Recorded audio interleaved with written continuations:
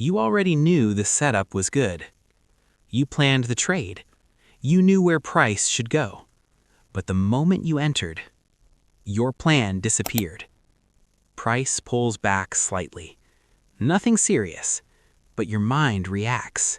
What if I'm wrong? You move the stop. You widen the risk. You turn a small loss into a problem. This is the trap. Hope replaces discipline. That's why 75 to 85% of traders lose money. Not from bad entries, but from undisciplined exits. Professionals don't try to win more trades.